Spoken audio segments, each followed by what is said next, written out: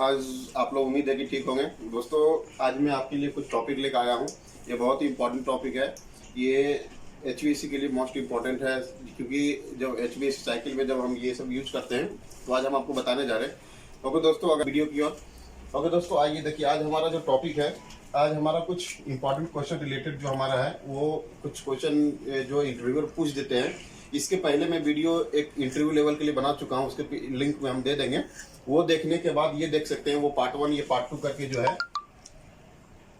ये पार्ट 2 करके है। वो वीडियो देखने के बाद अगर ये वीडियो देखेंगे तो आपको पूरा क्लियर आ जाएगा कि क्या हम पूछा जाता है। ठीक है दोस्तों, आइए हम इसके तरफ आपको बताने जा रहे हैं कि देखिए, what is the condenser water temperature. Condenser water का टेम्परेचर क्या होता है। जब हमारा चिलर चलता है तो कंडेंसर का वाटर का जो टेम्परेचर क्या होना चाहिए, इन और आउट जो हमारा पानी आता है, जो कूलिंग टावर से पानी हमारा जो चिलर में आता है, वो इन और आउट का टेम्परेचर क्या होना चाहिए। तो दोस्तों, अगर जो हमारा चिलर जो हमारा कंडेंसर में पानी आता है, अगर आपको 28 डिग्री सेल्सियस आ रहा है तो ये 28 से 30 हमारा जो होता है डिग्री सेल्सियस में इन होता है।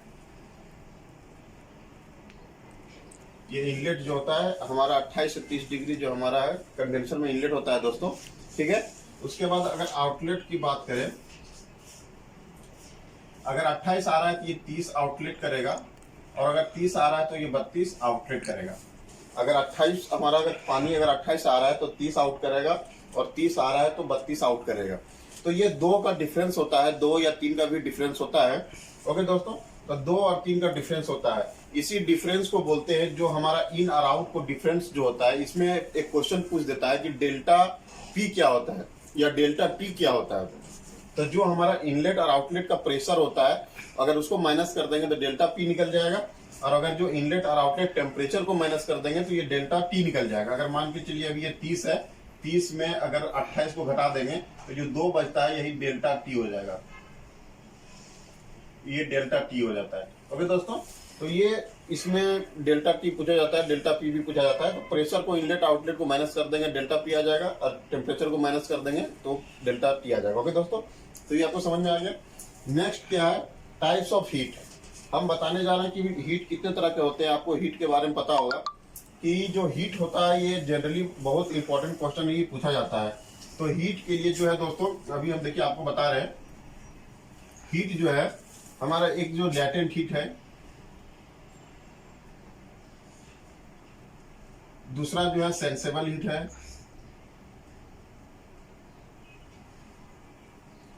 तीसरा आप ये जो है एक सुपर हीट, ये सब सुपर हीट है, और चौथा जो है हमारा एक सब कूलिंग, एक हीट में ही आता है।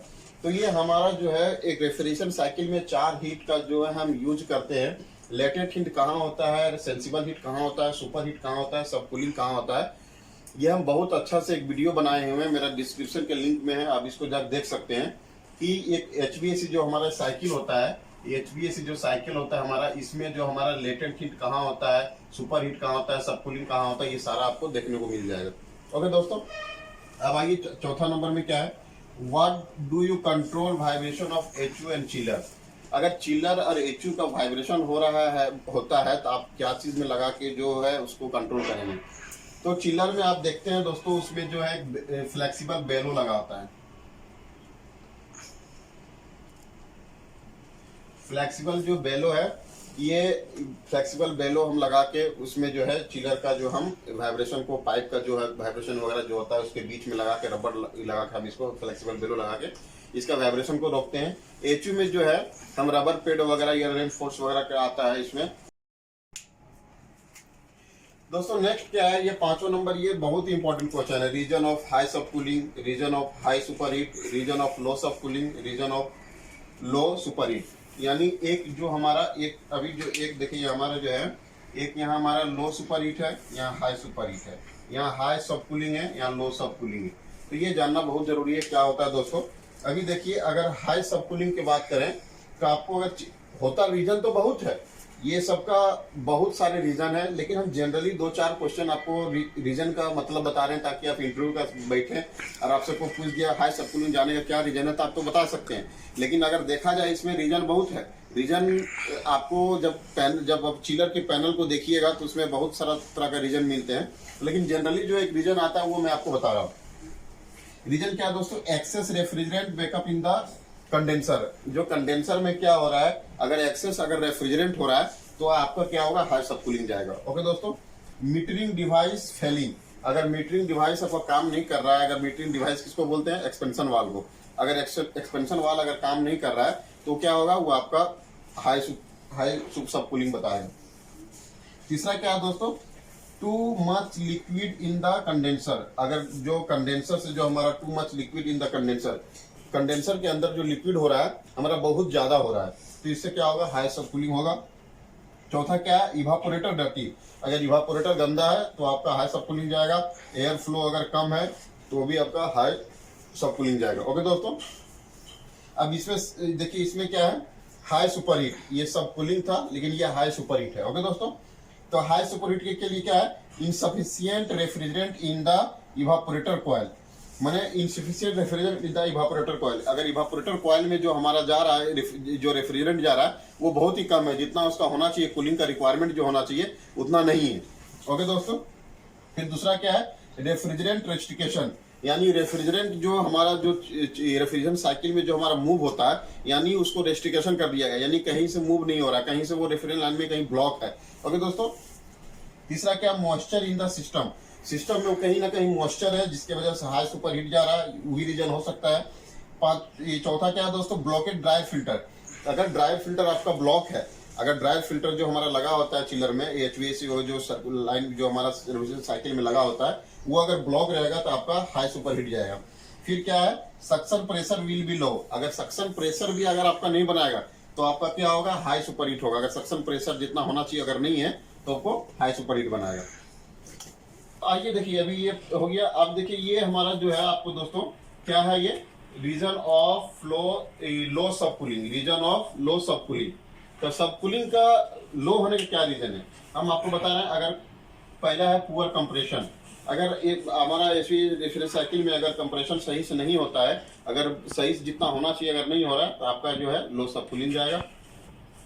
Not enough refrigerant in packed in the condenser, अगर जितना रेफ्रिजरेंट हमारा कंडेंसर लाइन में होना चाहिए, जितना जो हमारा कंडेंसर का जो पैक्ड है, अगर जितना उसमें रेफ्रिजरेंट होना चाहिए अगर उतना आपका रेफ्रिजरेंट नहीं है तो आपका क्या होगा, आपका लो सब कूलिंग जाएगा। ओके दोस्तों।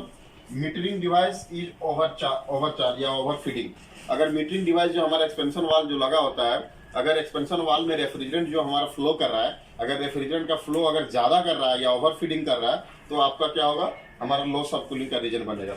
और भी इसमें है बहुत दोस्तों, लेकिन हम जो जनरली इंटरव्यू में पूछता है आपको एक दो ठो बता दोगे तो आपको समझ में आ जाएगा, लेकिन इसमें भी बहुत रीजन है। ठीक है, बहुत सारे रीजन निकलेंगे। अब क्या है दोस्तों, reason of low super heat, अभी हम हाई सुपर हीट बताए यहाँ पे, अभी देखिए यहाँ लो सुपर हीट है। लो सुपर हीट क्या है, over feeding in the metering device, अभी देखिए यहाँ भी था ओवर फीडिंग, यहाँ भी है over feeding in the metering device, अगर ओवर फीडिंग मीटरिंग डिवाइस होता है तो हो सकता है आपका लो सुपर हीट का भी रीजन बन सकता है।